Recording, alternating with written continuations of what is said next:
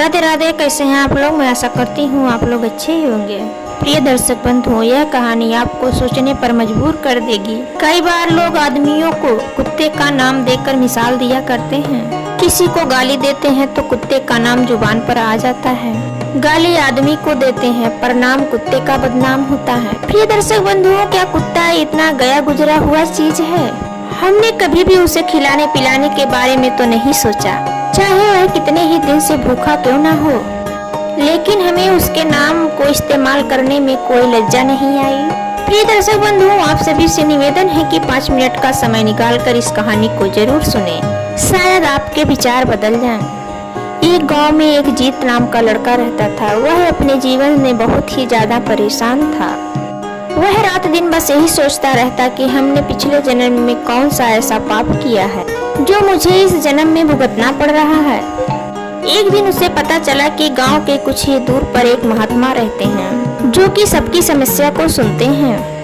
अगले दिन जीत प्रातः उस महात्मा से मिलने के लिए निकल गया। वहां पहुंचकर जीत ने देखा कि महात्मा अपने आश्रम में कुछ लोगों को उपदेश दे रहे हैं। तभी जीत ने महात्मा को प्रणाम किया और कहा कि गुरुदेव, मेरे मन में एक प्रश्न उठ रहा है। महात्मा ने कहा, भक्त निसंकोच होकर पूछ, आपके मन में वह कौन सा प्रश्न उठ रहा? तब जीत ने कहा कि गुरुदेव, मैं आज यह जानना चाहता हूँ कि कुत्ते को एक टुकड़ा रोटी खिलाने से मनुष्य को कौन सा फल मिलता है। तभी महात्मा ने बताया, अगर मनुष्य कुत्ते को रोटी खिलाने के 8 फायदे अगर मनुष्य जाने तो कोई भी मनुष्य कभी भी दुखी नहीं है। कुत्ते को एक टुकड़ा रोटी खिलाने से मनुष्य को 8 फायदे होते हैं।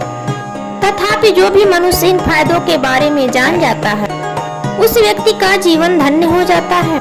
जो भी मनुष्य पृथ्वी लोक पर कुत्ते को एक टुकड़ा रोटी खिलाता है उसे मृत्यु के बाद मोक्ष की प्राप्ति। जो भी मनुष्य धरती लोक पर कुत्ते को रोजाना एक टुकड़ा रोटी खिलाता है उसे मरने के बाद मोक्ष की प्राप्ति होती है। तब महात्मा ने कहा, भक्त, मैं तुम्हें एक कहानी सुनाता हूँ, उसे तुम बहुत ही ध्यान से सुनना, फिर तुम्हें सब पता चल जाएगा। एक समय की बात है, एक काले रंग का कुत्ता रहता था। वह बहुत ही लाचार और बहुत ही दिनों से भूखा प्यासा। वह गांव में सभी के घर घर जाता था, परंतु कोई भी व्यक्ति उसे रोटी का एक टुकड़ा नहीं देता था। वह भूख के मारे इधर उधर घूमता रहता। एक दिन वह गांव के बाहर एक ऋषि के आश्रम पर पहुंच गया और वह कुत्ता उस ऋषि से कहने लगा कि हे, मुझे लगता है कि आप बहुत ही विद्वान और इसीलिए बहुत दिनों से भूखा प्यासा मैं आपके पास आया हूँ। कृपया करके आप मुझे एक टुकड़ा रोटी दे दी जिसे खाकर मैं अपनी भूख को कुछ समय के लिए शांत। तभी ऋषि कहते हैं कि हे स्वान, क्या तुम्हें गांव में किसी ने रोटी का एक टुकड़ा नहीं जिसे खा करके तुम अपनी भूख मिटा सको? वह कुत्ता उस ऋषि से कहता है कि हे मुनिवर, मैं तुम्हें क्या बताऊं, आप मेरी बातों पर विश्वास नहीं करो। तभी वह ऋषि कहते हैं कि स्वान, तुम बताओ, तुम्हारी इन बातों पर मैं विश्वास अवश्य ही करूंगा। मुझे तुम बहुत ही लाचार दिखाई पड़ते हो। तभी वह कुत्ता मुनिवर से कहता है कि हे दुनिया वाले, आप सभी मुझ पर रहम करो। मेरा इस दुनिया में कोई घर नहीं होता, कोई आसरा नहीं होता है, कमा कर खाना हमें नहीं आता, हमें तो वस्त्र भी पहनने का ज्ञान नहीं, इसीलिए सर्दी गर्मी बरसात में हम इसी तरह घूमते रहते हैं। मुनिवर, हमें आप सभी के तरह अनुशासन नहीं आता, हमें आप सभी के तरह बोलना नहीं आता, यह हमारा दुर्भाग्य। परंतु हमें आपकी तरह भूख भी लगने पर हमें आपकी तरह पीड़ा भी होती, हमें आप सभी के तरह रोना भी आता है। बस इन्हीं 3 कामों में हम आप सभी के बराबरी करते हैं, इसलिए आप सभी हम पर दया दिखाएं, हमें और कष्ट मत दीजिए। ईश्वर ने वैसे ही हमें कष्ट देकर भेजा है, ऊपर से आप सभी भी हमें परेशान करते हैं। हम आपकी तरह मनुष्य नहीं हैं, हम पराधीन जीव हैं।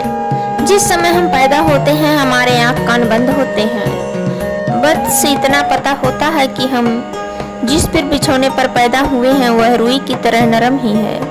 हम लोग सोचते हैं कि हम किसी बड़े घर में पैदा हुए होंगे, लेकिन जब हमारी आँख खुली तो हमारी माँ, जिसे आप लोग कुतिया बोलते हो, वह अपने 5 बच्चों को छाती से चिपका करके एक राख के ढेर में पड़ी थी। हम 5 भाई थे, बाकी 4 भाई लाल और भूरे रंग के थे। मैं अकेला ही काले रंग का था। सबसे छोटा मैं ही था, इसीलिए कमजोर। हमारी माँ हम लोगों के पास बहुत ही कम रहती थी, क्योंकि उसे अपने भोजन की भी व्यवस्था करनी पड़ती थी। वह रात भर जागकर गांव की रक्षा करती। किसी की मजाल नहीं कि कोई बुरा आदमी गांव के इधर उधर झांक जाए। दूसरे गांव के कुत्ते भी हमारी माँ के डर से नहीं आते थे। गांव के किसान के खेत में कोई भी जानवर खड़ी फसल खाने के लिए आते तो हमारी माँ उसे दौड़ाकर भगा देती। गांव वालों के साथ इतना करने के बाद भी कोई हमारी माँ को भोजन तक नहीं देता था। वह कुत्ता कहता है कि हे मुनिवर, भूख तो हमें आपकी तरह ही लगती है। वह कुत्ता कहता है कि हे मुनिवर, हमने किसी का क्या बिगाड़ा है।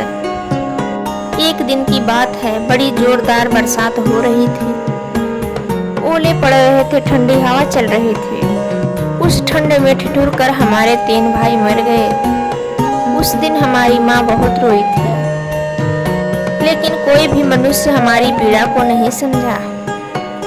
तब वह कुत्ता कहता है कि हे मुनिवर, अब बस हम 2 भाई रह गए थे। हमारी माँ हम दोनों की अच्छे से देखभाल करने लगी। फिर एक दिन उसी गांव में एक सेठ के घर दावत चल रही थी और अनेक प्रकार की मिठाइयाँ बन रही थी। सेठ जी के यहाँ काफी मेहमान आए हुए थे। हमारी माँ कुछ खाने के तलाश में बार बार उधर जाती, लेकिन लोग उसे धुतकार कर भगा देते थे। किसी को उस पर इतना भी तरस नहीं आया कि एक रोटी खाने के लिए उस बेचारी को फेंकते। एक रोटी से उनका क्या बिगड़ जाता। सेठ के आंगन में भोजन खाने का सिलसिला चालू हुआ और मेरी माँ वहाँ पर जाकर पूछ हिलाने लगी। खाना परोसने वाला आदमी जब खाना लेने के लिए भीतर गया तो मेरी माँ दबे पांव रोटी लेने के लिए चल पड़ी।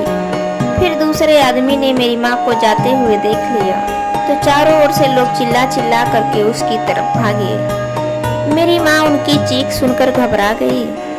2-3 आदमी उसके पीछे लाठी लेकर बेरहमी से दौड़े। मेरी माँ वहाँ से घबराकर भागने लगी, परंतु उसे निकलने का वहाँ से कोई रास्ता नहीं मिला, क्योंकि सामने से लोग लाठी डंडे लेकर आ रहे थे। तभी मेरी माँ वहाँ जो लोग बैठकर भोजन कर रहे थे उन्हें नांग कर निकल गई। आगे वह काला कुत्ता कहता है कि हे मुनिवर, मेरी माँ अपने निकलने पर इतनी हैरान नहीं थी जितनी कि उन लोगों को देखकर हुई थी जो वहाँ पर दावत खा रहे थे। सब उठकर खड़े हो गए। उन्होंने भोजन करना छोड़ दिया और कहने लगे कि कुतिया के नाक जाने के कारण भोजन दुष्ट हो गया है, भोजन दूषित हो गया है। अब तो वह सारा खाना गरीबों में बांट दिया गया। उस दिन मेरी माँ को पेट भर के खाना मिला था। ऐसा सुख उसने अपने जीवन में कभी नहीं पाया था, लेकिन वह सुख उसके लिए बहुत ही बड़ी मुसीबत बन गया। वह भोजन करके वहाँ आराम से लेटी ही थी, उतने में वह सेठ वहाँ डंडा लेकर आ पहुँचा और उसे बुरी तरह से पीटने लगा। उसे वहाँ से भागने का भी कोई अवसर नहीं मिल पाया। डंडों की चोट से वह बुरी तरह से चिल्लाने लगी। माँ का विलाप सुनकर पत्थर भी पिघल जाता है, लेकिन उस निर्दयी सेठ को उस पर दया भी नहीं आया। वह उसे कठोरता पूर्वक पीटता रहा। माँ के चिल्लाने का शोर पूरे गांव में सुनाई दे रहा था। इससे हमें पता चलता है कि हमारा जीवन ही भ्रष्ट है। एक टुकड़ा रोटी के लिए हमें इंसान चोरों की तरह पीटता है। मनुष्य हमारी पीड़ा को नहीं समझते। फिर वह कुत्ता कहता है कि हे मुनिवर, एक दिन उसी गांव के बाहर एक ब्राह्मण आके ठहरा हुआ था। उसने अपने भोजन के लिए एक जगह चूल्हा बनाया और उस पर दाल बनाने के लिए रख दी। उसके बाद आटा गूंथ कर रख दिया।